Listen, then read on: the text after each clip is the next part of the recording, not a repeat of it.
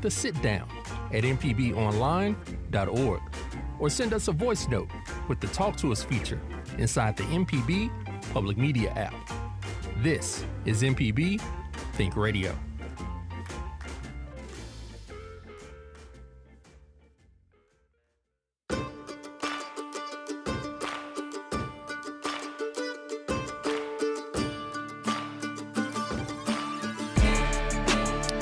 What's happening, Mississippi? You found the Sit Down with Russ Latino, where we talk about the people and issues that are shaping our future and the things that make Mississippi's culture a great place to call home. Excited to be back with you again this week. Last week, we focused on the election, right out of the election on Tuesday night, and had a great conversation with Elise Jordan, MSNBC political analyst, really kind of breaking down the election, some of the trends, what it means moving forward. And then as soon as Election Day was over, the state of Mississippi and the city of Jackson were rocked by some news with the arraignment of Hinds County District Attorney Jody Owens, Jackson Mayor Chokwe Antar Lumumba, and Jackson City Council member Aaron Banks. It is part of an investigation that had been going for several months, really dating back to last fall.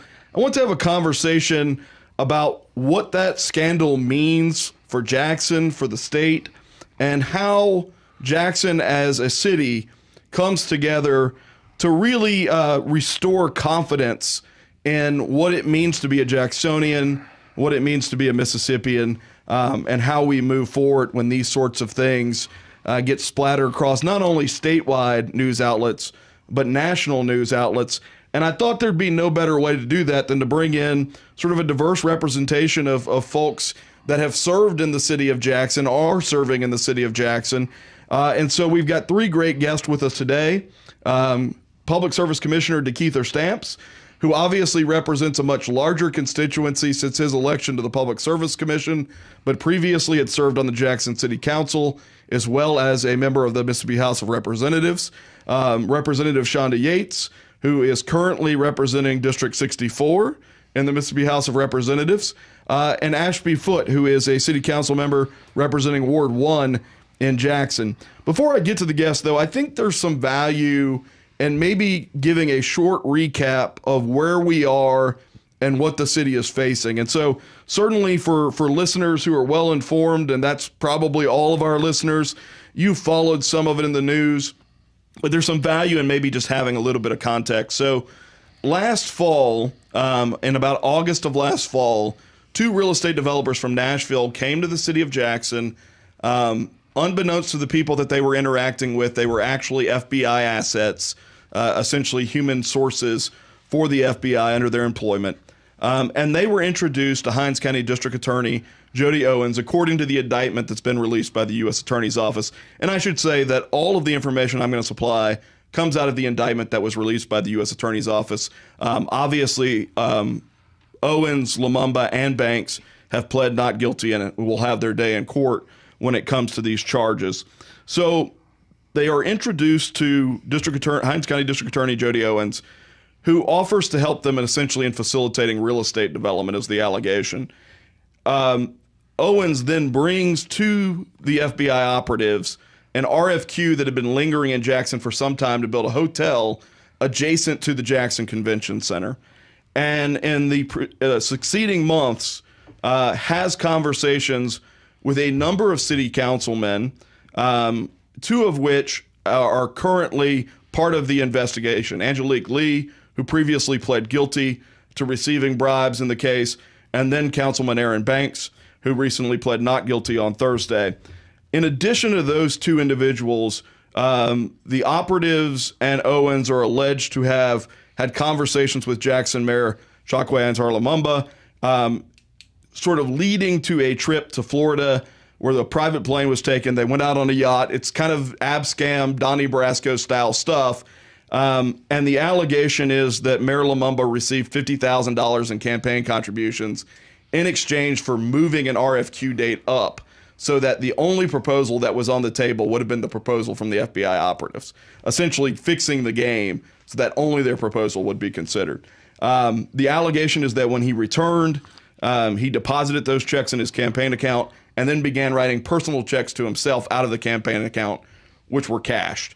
So all of this essentially makes for a big bribery case. There are lots of different federal charges. I won't go into all of it because it gets very detailed. What you need to understand is that combined, District Attorney Owens, Mayor Lumumba, and Councilman Banks are facing 175 years in prison as a maximum punishment and $4 million in fines as a maximum punishment. All of this came to light back in May when the FBI raided the Hinds County District Attorney's office and also raided a business owned by Jody Owens, a cigar bar in downtown Jackson. And so that is the sort of the context of today's conversation, which is relatively heavy. I will say this, because I think when people hear these things about Jackson, sometimes there's a tendency to pile on. There is a tendency in some people, a segment of our population, to say, you know, Jackson is beyond repair. I think that is a dangerous thought process. The state of Mississippi needs a strong capital city. It needs a capital city that thrives. It needs a capital city that provides basic services for its people. It needs a capital city that represents the entire state well, because I know this, when bad things happen in Jackson, it reflects on the entire state. I remember during the water crisis, I was getting emails and texts from friends that lived in other states asking me if I had clean water, even though I don't live in the city of Jackson. So to treat Jackson as if it is a pariah that should be abandoned is the wrong mental model, right? I think the mental model has got to be, how do we restore confidence and fix the problems that are facing the city? All that context, Councilman Foote, I will start with you. You are currently on the city council. What's your gut reaction to what's unfolded over the last several months? Well, that was a pretty good summary, Russ. Then you covered a lot of ground there, and it's hard to know where to start. But I do think that the number one mission of the folks in city government now, in Jackson city government, is to focus on restoring confidence in the city and the potential for an upside surprise from here, because, you know, morale's pretty low for a lot of citizens, but they see this as maybe a chance to change the trajectory of the city. And I do think that's what this really represents, is an opportunity to, as Miss Candidate Harris said, turn the page for the city of Jackson. It's very serious. It's tragic for the individuals that have been indicted, and it turns their life upside down for them and their families, and I hate it for them personally. But at the same time, the bigger situation in front of us is restoring confidence in city government, that we can actually govern in a positive, constructive way that benefits the city of Jackson and focuses on their needs and interests. What is the mood of your fellow council members right now? And I'm not asking you to get in their head, but just based on your interactions, what's the general mood? I think it's great concern about, you know, what's going to happen in the days to come, in the weeks to come. We don't know whether one of these individuals might, you know, step down, which has a whole process that unfolds because of their resignation, or whether we're going to be governing for the next 6 months until the elections in June with a member of the council that's been indicted and also a mayor that's been indicted. That's, you know, that's a sort of weird situation to be in. But I think the recipe has to include, to get through this, is maximum sunshine from the media. And I appreciate all the coverage we've gotten from the newspapers, from the TV stations, and we need more and more of that. And the council members need to be willing to step up and get in front of the cameras and talk about the issues. We don't want to be hiding in a bunker. That doesn't restore confidence at all. So I think I appreciate you having this radio show and giving me a chance to talk about it, and the other people as well. Well, and I will tell you this. I talked to a couple of your fellow council members, and they were all like, just talk to Ashby. So they at least have confidence in you. Representative Yates, what are you hearing from your constituents right now? I will say that so far, none of my constituents have seemed surprised. Disheartened, maybe. Frustrated is probably a good word to use. Most of this, as you mentioned, has sort of been stewing in the background since the summer, at least. And so people have been waiting for the other shoe to drop, waiting for this to finally just come to fruition. I think most people see this as hitting rock bottom. And so the city has finally literally hit rock bottom in most of my constituents' minds, and so there's nowhere to go from there but up. And I think people are just ready to see that happen, ready to see the city turn a new leaf, elect some new leadership, and finally move forward. I will say from a state level, in my position in that regard, it's a little bit different. Since I've been in the legislature, it's always been a little bit of an uphill battle to sell to the entire House delegation the idea that the entire state needs to invest in one singular city. And so I've heard a lot of, why should we give money to Jackson? There's corruption, there's this, there's that. And this sort of proves that point to a lot of them. And so when I go back in January, I know that I'm going to be facing a lot of that and have to deal with that. And so thinking that through is going to be an interesting thing. Yeah. Commissioner Stamps, I'm curious, obviously, this is not something that is currently your purview with the PSC, but you have been in a position of leadership in the city of Jackson now for a considerable amount of time, really in different roles. As all of this was percolating, what was the feedback or sort of the mood that you were getting from people that you were talking to? I don't know if he can hear me or not. He may also be muted. Well, we'll get back to Commissioner Stamps in just a moment. I'll say this. To me, what we've got to figure out is, like, this stuff is going to happen, right? We're going to have trials. Either people are going to be convicted or not. If they're convicted, then obviously that's a forced reset. If they're not, in fact, convicted, then you are still going to deal with this perception from a lot of people outside and inside of Jackson that there are things that desperately need to be fixed, and that perhaps in some people's mind that we will have missed an opportunity to fix those things. I'm with you, Ashby, that in a lot of ways, sunlight is the ultimate disinfectant. And so the ability to have these conversations honestly, to address these issues in a way that is not intended to demonize, but simultaneously also not to sugarcoat the severity of what we're going through, is really, really important. All right, Commissioner Stamps, can you hear me?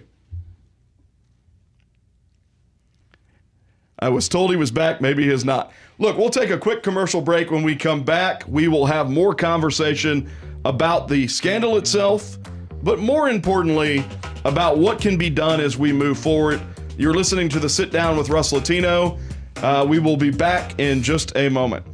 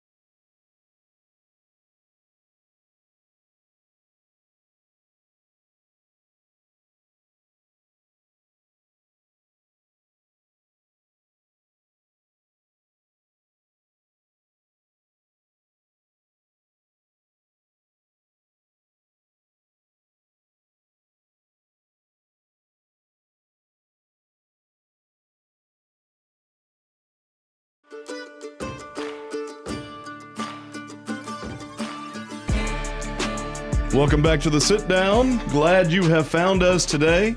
We are visiting now with Public Service Commissioner DeKeither Stamps, State Representative Shanda Yates, and City Council Member Ashby Foote, talking a little bit about what's unfolded in Jackson over the last week. Obviously, unless you're hiding under a rock, you know that the Hinds County District Attorney, the Mayor of Jackson, as well as a Jackson City Council member, were all arraigned this past Thursday, the day after our last show. It's made not only statewide news, but national news.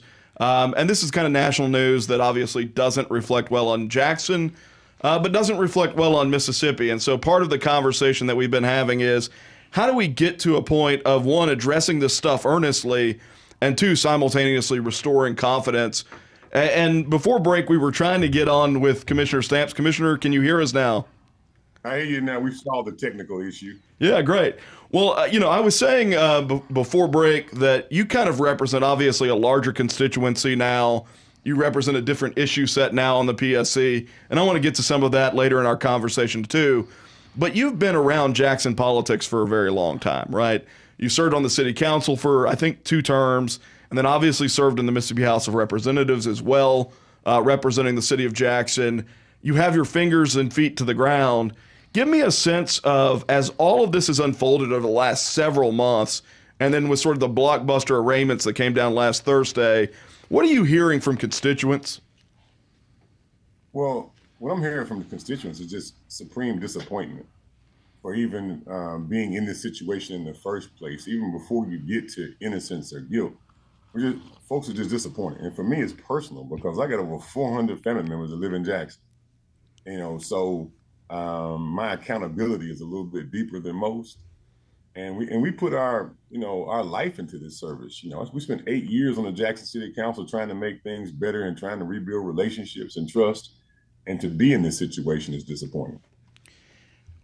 When you were serving in the House of Representatives and when you were serving on the City Council, you had been supportive of an idea of going to a city manager model in Jackson.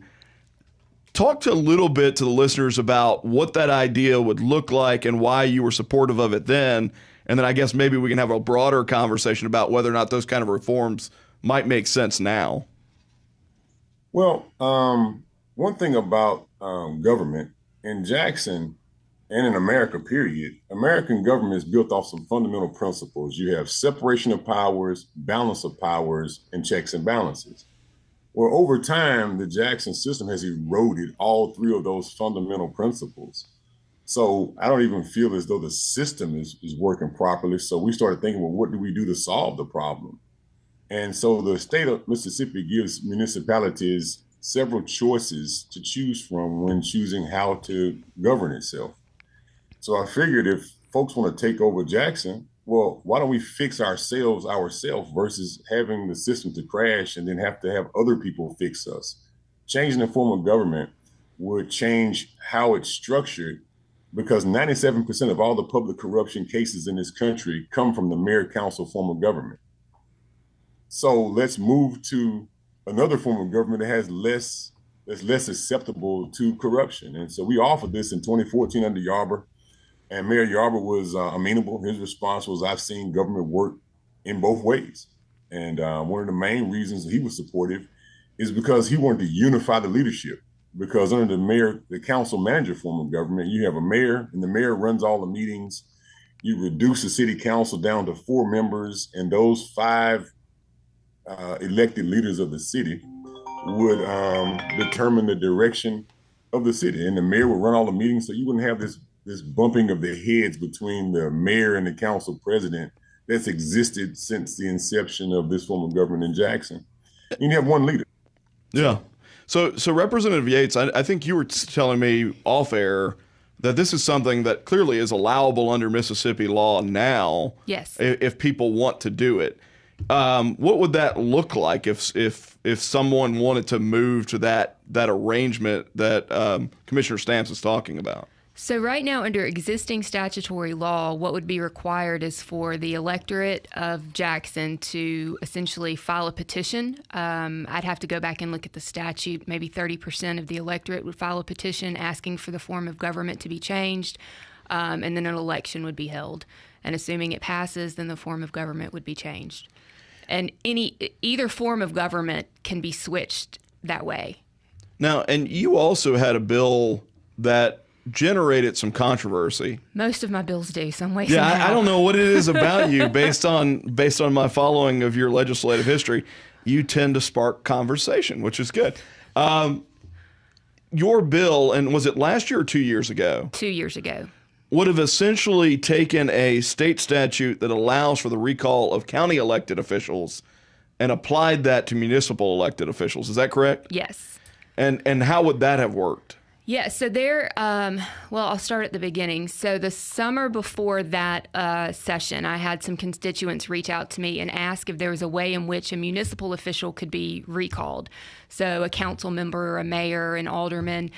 And I assumed that the answer was yes, and looked into it and found out that no, in fact, there was not a process under our existing law. So what I did when we went back into session was look at what existing law there was and found a statute that had been on the books since the 50s that allowed for recall of county officials. And I simply took that existing law for county officials and added municipal officials to that same framework. So you would have been able to recall a county official or a municipal official by filing a petition for 30% of the electorate, assuming that on the grounds that the official was willfully refusing to perform the duties for which he or she was elected. Then a panel of 3 judges would look to see if grounds had been sufficiently stated. Assuming that they had, a special election would be called.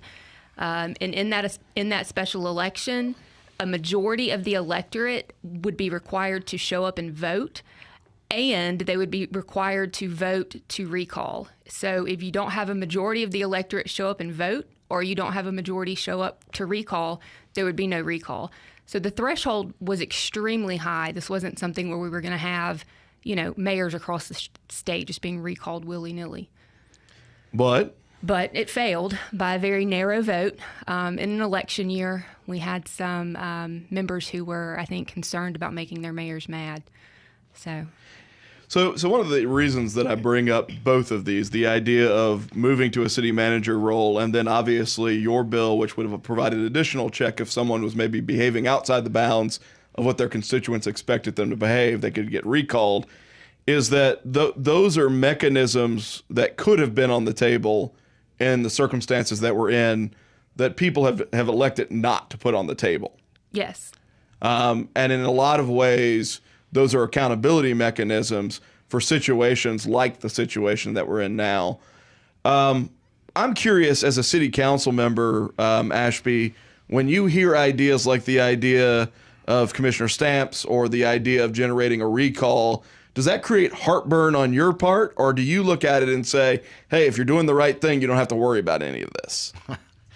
No, all those things I think, are features of the government. That the referendum that would be required, I guess it's a referendum after you did the petition. I don't know how that would go, whether it would get passed or not, whether it's getting turnout. You're talking about turnout of all the possible voters, 50%? For the recall? For the recall? Yes, so it's an incredibly high threshold. That's not an easy thing. You'd hate to go through the whole exercise and then have 40% of the people show up, rather than 50% of the people show up. But to change the vote, it just takes the 3 of us to show up, and the winner take all to change the form of government. No, so I'm sorry, Keith. I was thinking. Oh, you're talking. Okay, excuse me. We're talking about the petition to recall. Yes. Correct. But to vote to do the change the form of government, what does that take? Does that take? It's a winner take all. It's a yes or no vote. It's a yes or no vote, ridiculous, regardless of how many people show up. There's not a certain level. I'm not sure. I would need to go and look at the statute, but I do not think that has a requirement that a majority of the electorate show up that the recall statute has in it. All right. Now, the sort of the key element of the city manager form of government is making sure you get the right manager. Sure. That's going to do a professional job and oversee these different departments in ways that are constructive and that people are willing to live with this manager who is hired by the government. Yeah, and at some level, I think what you realize, whether you're talking about a city manager relationship or a mayoral setup or the availability even of a recall, is at the end of the day, it really comes down to having the right people in these offices. Right. People who exercise self-discipline, people who think of their role not as a role to sort of build themselves up, but ultimately really as a service role. And I think that's the thing that even when you try and put accountability mechanisms in place, it works at some level, but ultimately service in government requires people who are servants. Right. And I think that's the part that sometimes gets missed. When we come back from break, though, we'll have a conversation about the revitalization effort that the legislature is looking at, some of the stuff that the city council is dealing with outside of this scandal, and then maybe we'll switch gears and talk a little bit about Mississippi energy policy. I think there's a lot of opportunity there. You're listening to the Sit Down with Russ Latino. We will be back in just a moment.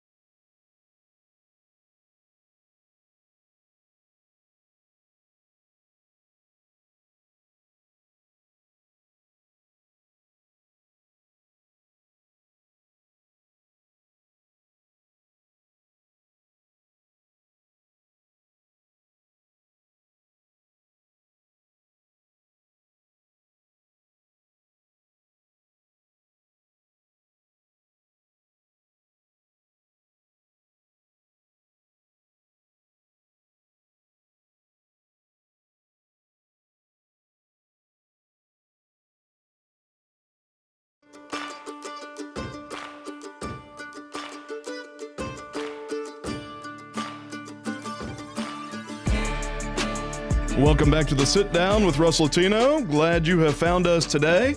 You can listen to us every Wednesday at 10 a.m. You can also watch us live on YouTube at Mississippi Public Broadcasting's YouTube station. You can stream it live, I think, from the mpbonline.org website. All sorts of ways to find us. If you don't listen to us when we're on, you can also find us where you get your podcast, Spotify, Apple, etc. So lots of ways to be a part of the conversation at the Sit Down. We're glad you're listening to us today.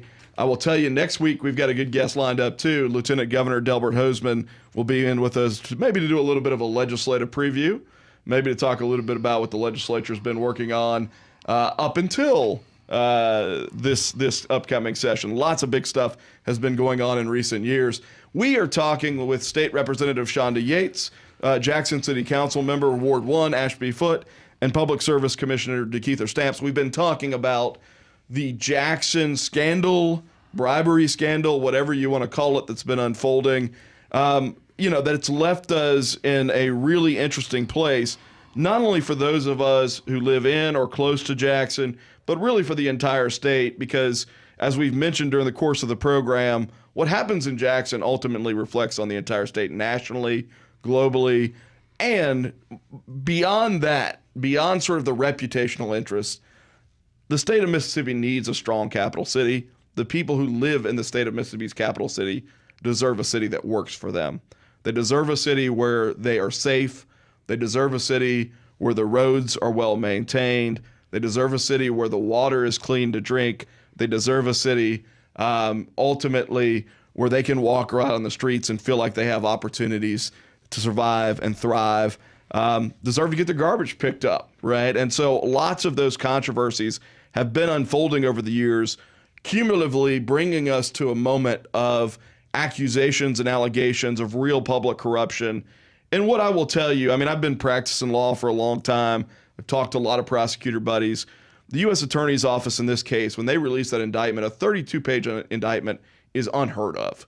Essentially, what you normally see is a bare bones, you put the criminal defendant on notice of the charges that are against them.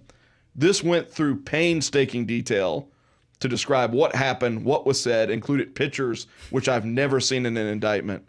And I think the U.S. Attorney's Office was trying to shine some light for disinfectant purposes to say, no matter what you hear about this, we want to give you the facts that are available to us. Now, obviously, the defense for Mayor Lumumba, for Hinds County District Attorney Owens, and for Councilman Banks will be able to present their own side of this story. But I've never seen that level of detail put into an indictment before.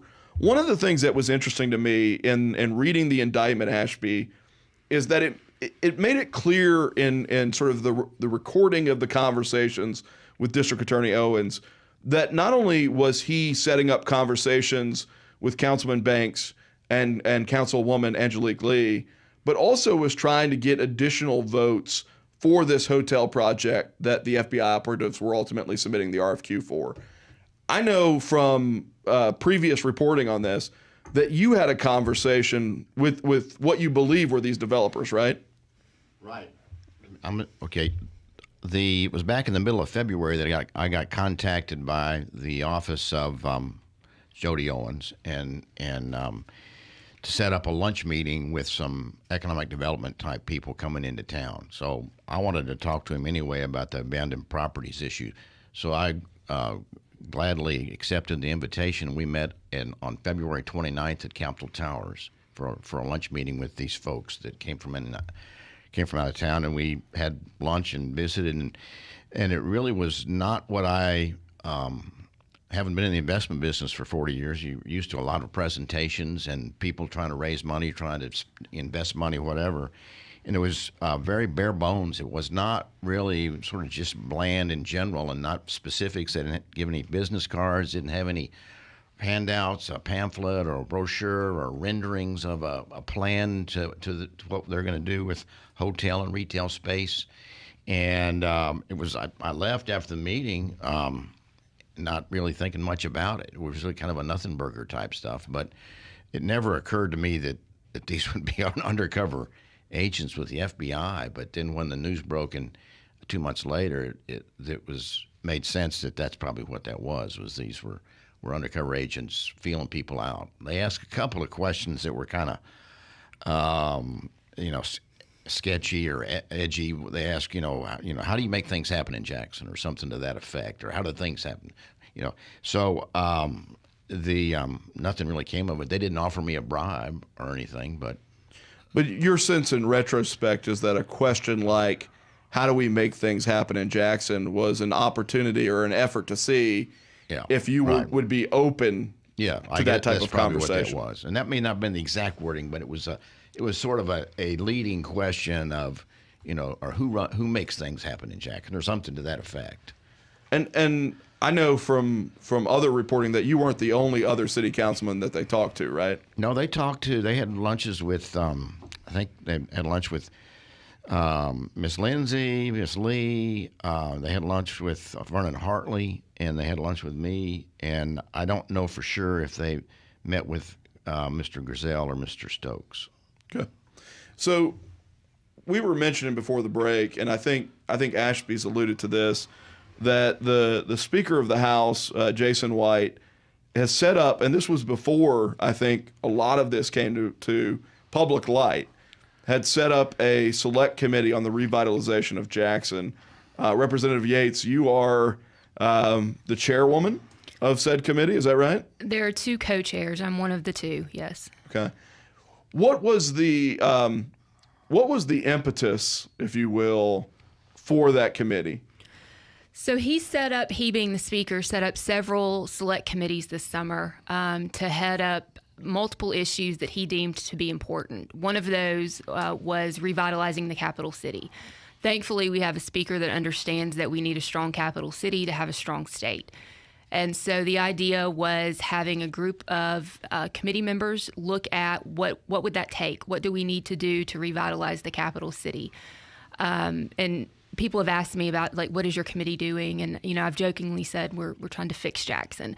And it's a big task, and there's no way we're going to do that with, one or two committee meetings or a couple of hearings or one or two bills, but we're at least having conversations and we're starting that narrative, and that's not something that's necessarily been done before. And so I think it's really important work. And we have had 3 hearings so far on various issues. We'll have another in December. We've talked about everything from blight to homelessness to state-owned tax forfeited property to what happens to the water and sewer system post-Ted Hennepin, and just looking at what can the state do at a state level to make an impact in our capital city. We get accused at the state level of trying to take over the city anytime we do anything other than offer to write a check to the city. And that's obviously not our intention. And I think that this committee has shown that that's not the intention. We've had city council members, we've had JPD, we've had lots of involvement with the city at every committee meeting, and they've been productive. So I'm curious, both Commissioner Stamps and Councilman Foote, you both have been in the position of being on city council. Commissioner Stamps, you've had the ability to work both in the legislature on that state level and on the city council. What do you think is most needed from the state in order to help, quote unquote, right the ship in Jackson? And I'll start with you, Commissioner Stamps. And I think he may be muted again. And I'll give you a few examples of successes where things are functioning. The Amazon deal wouldn't have happened if you didn't have city halls and courthouses working together. In Washington County, we just made the largest investment in the history of Mississippi, in the Mississippi Delta, because the city of Greenville City Hall and the courthouse worked together in an expeditious manner to produce work products. From the state level, we just need the city hall and the courthouse to work together to build relationships that can be trusted with projects and things that move the community forward. And so the bigger issue is we must rebuild trust between the state and the city of Jackson. Councilman Foote, what do you think? As you think about the role that Representative Yates is undertaking here, what is it as a council member that you're looking for in partnership with the legislature? Okay, well, I think DeKeither made a critical point there at the end when he said we got to rebuild trust between the city and the state, and that our communication is really poor between the city and the state. And both sides are, I think, at fault, in my opinion, and it's something that's desperately needed to improve this. And that's one of the reasons I was excited about the Select Committee on Revitalization. Is it gets us together and talk about constructive, solutions to address this. Let me say one other thing, and that is that at the city level, we set up a task force back in June to focus on abandoned properties and what we're going to do about that, because it's a terrible, terrible problem. It undermines confidence in the citizens. It undermines law enforcement. It makes law enforcement more difficult. It's a problem that's particularly bad in the central, south, and west part of Jackson. And we've got, and the speaker has put some members on our committee from the House to help us in our task force. And our focus is really focused on, having met with the people from HUD, they gave us, a template for a plan so we can go to HUD and get some money. And so my goal is to get a really well-done master plan written. We started the process, and then go to the state, but also the federal government, where they got more money than the state does, and try to get some really serious money to address the blight issue, which has become an epidemic of sorts in South and West Jackson. And but that's one of the things we're going to do. But back to the issue of working with the state, it's vital for us to succeed. We got to be able to communicate. That's what politics is about. And we got to get out of these adversarial relationships. And that's one of the things that's haunted Jackson a lot the last few years, has been the adversarial relationship with the federal government, with the state government, with county. Everywhere you turn around, there's these adversarial relationships, which really limit the ability to get constructive things done. How does and Shanda, this is directed at you, and y'all have to forgive me from flipping from y'all's official titles to y'all's names. This is supposed to be a conversation, so when you think about what Ashby just said, and you juxtapose on top of that the scandal that's unfolding, how much harder does it make your job as you're trying to convince colleagues not from Jackson, from all over the state, who maybe don't see the importance of Jackson the way that you do as a representative of the area? Are you in a place where you're essentially having to like seriously reinforce this idea? Are you getting a lot of pushback from other members who are basically saying like, we don't actually believe that we can fix this problem? No, I alluded to that at the very beginning. I mean, that pushback has been there since I've been elected. And so I don't think that's anything new. I think this current scandal does reinforce the validity of some of the beliefs that some of the members have had about Jackson. And so, that's not helpful. But I think that what this does, as far as for my job anyway, is we have to find ways to assist Jacksonians, not necessarily the city structure. And so that's how I've tasked myself with the select committee is what are ways in which we can help fix problems within Jackson. A lot of these problems also, by the way, plague the state. And we've realized that during these committee hearings that we've had. So some of these bills that you'll see next session will be statewide bills. They're not going to be Jackson-specific bills. In fact, I don't think any of them will be Jackson-specific bills except perhaps the water sewer bill. And so looking at it through that lens, because we are the state, and so figuring out what the state can do from a state level to help people within the capital city, but not necessarily just fix the city government structure, is the way that I've approached it, and I think that will hopefully be a successful approach. It just strikes me that, I mean, as we talk about the trust that needs to be built up, that some of the tension that you hear and see is also when the state acts. A lot of people do feel like, hey, the state's trying to impose upon the people of Jackson, the leadership of Jackson. I mean, we saw that in some of the tension that's been created around Ted Hennepin and the water system. Certainly with the CCID, you get some of that pushback about Capitol Police sort of going beyond their boundaries, so to speak. What in your mind, and this is really open to anybody, but what in your mind is there legitimacy to that argument, and what's the flip side of that argument? Let me offer an observation, because that's an important question to get into. But I think it's really, I am grateful that this DOJ and the U.S. Attorney are from a Democratic administration. So we don't have less chance or less, we can't blame it on racism or the usual, defense mechanisms of it's all just about race. This is a U.S. Attorney, Todd G., who's very serious about this. He was nominated or recommended by Benny Thompson to the president, President Biden, and President Biden, appointed him, and it was confirmed by the Senate. And so this is a very professional U.S. attorney that's in charge of this indictment, and they're very serious about taking corrective action because they realized the challenges that Jackson faced with corruption. Yeah, no, I think that's an important point, because you see already some of the public defense is around whether or not this is effectively a political investigation or a political prosecution.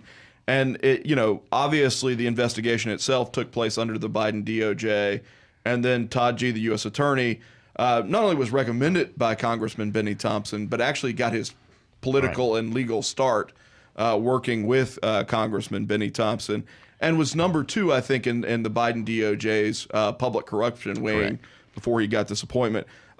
Commissioner Stamps, I'm curious what you think when you hear the argument around, is the state sort of imposing upon Jackson instead of helping Jackson? Well, from a state perspective, the state is not going to move forward unless there's a healthy Jackson. So, now being in another space than I was on the city council, I see it differently. We cannot make the goals that we set for ourselves without a healthy and prosperous Jackson or Hinds County. So a lot of the inertia at my level is because we're trying to move a state forward, and the biggest producer of our state is not yielding the production that it was designed to yield. And so some of that pressure is because we're trying to move a state forward and not get hung up in lower level arguments at the local level. Yeah, it's interesting. I mean, we mentioned that we've had sort of a series of unfortunate events. We'll call it that. Whether you're talking about crime, the garbage contracts, water, and now what's going on here. Ashby, I seem to recall that Mayor Lumumba actually accused you of accepting a bribe when it came to the garbage contract. He did. That was about a year and a half ago, I suppose. It was I thought it was comical, but he came out and had a press conference and on the front steps of City Hall and accused me and Councilman Stokes of taking bribes, which was not true. And I guess he was just projecting that because and I just shrugged it off. Stokes came back and made some comments that were pointed against the mayor.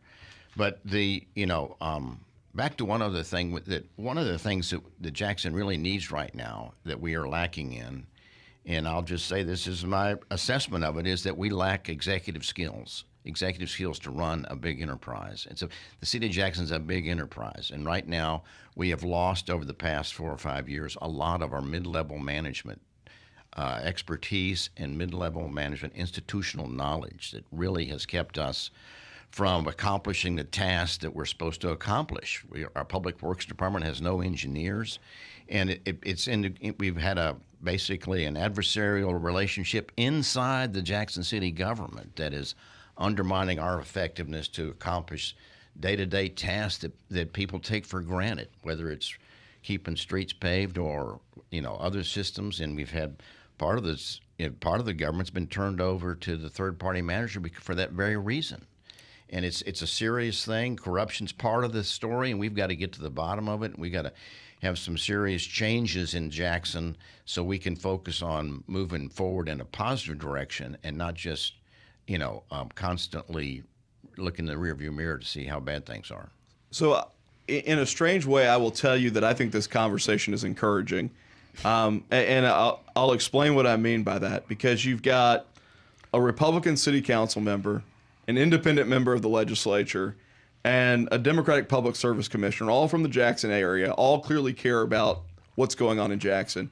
And the common theme from all of you during the course of this conversation has been sort of an earnest recognition of where we are, which I think is important if you ever want to improve. And then very clearly a desire to figure out how do we collaborate in a way that creates that accountability, that creates an environment for us to be able to improve and thrive. And I think if people approach it with that mindset, even though we're at a moment now where it feels like things are kind of bleak and that there's not trust, there's an opportunity to take this as ground zero towards building trust and building a better Jackson. I'll let you guys each kind of close out with a closing thought as we move forward from here today. So I'll start with you, Shanda, Representative Yates. I am optimistic. I do think that the majority of my constituents stay in Jackson because they can stay in Jackson and because they want to be in Jackson. And so I approach my legislative duties, in that vein, and looking for ways to make sure that we can improve the state and improve the capital is what I was elected to do. And that's what I'll continue to do, regardless of who the mayor is or is not. Thank you for having this on your radio show for us. This is a great opportunity, and this is what's needed for the elected officials in the city and in the metro area to address this. We've got to realize we got serious issues. Hopefully, the DOJ will get these situations resolved. It may take months to do, but we've got to have our nose down and work hard to restore trust in the parts of city government that we can, so that the citizens will not give up. Commissioner Stamps? Well, again, thanks for having me on today. I appreciate the opportunity to be here. And we just got to keep working hard and not get bogged down on our lower level differences, because we have some great work to do, and we can't do it arguing. We have to just make a list of what we agree on and start working on those things from a genuine space, and let the Justice Department and the justice system, take its course. I know these stories are, no, y'all gonna get a lot of readings and viewers on all of your outlets because of these stories, but we can't allow for these things to continue to hold us back, because we're competing with a whole world for opportunities, jobs, resources, and we must display the best of us as we work on the things that display some negative parts of us. I said in the first episode of this program that I always took umbrage with Kirk Fordyce's only positive Mississippi spoken here. And I think that was largely a byproduct of the fact that we do have real challenges, and we've got to be willing to acknowledge and face those challenges head on. But simultaneously, there is an element where sometimes we can become so steeped in negativity that we miss the opportunity and the good things that are going on around us. So I appreciate Commissioner Stamps earlier mentioning, obviously Amazon made a decision to be in Hinds County for a reason, right? There are positive steps that are being taken by people in Hinds County and in Jackson. We've got to be willing to balance those two things, be honest about the problems, and simultaneously herald those things that are good. We're glad that you've been able to join us for this conversation. Ward 1 Councilman Ashby Foote, State Representative Shanda Yates, Public Service Commissioner DeKeither Stamps, thanks to each of you for being with us. We'll be back next Wednesday at 10 a.m. with Lieutenant Governor Delbert Hosemann. Thanks for listening. Hope you have a great week. You're listening to the Sit Down with Russ Latino. Until next week.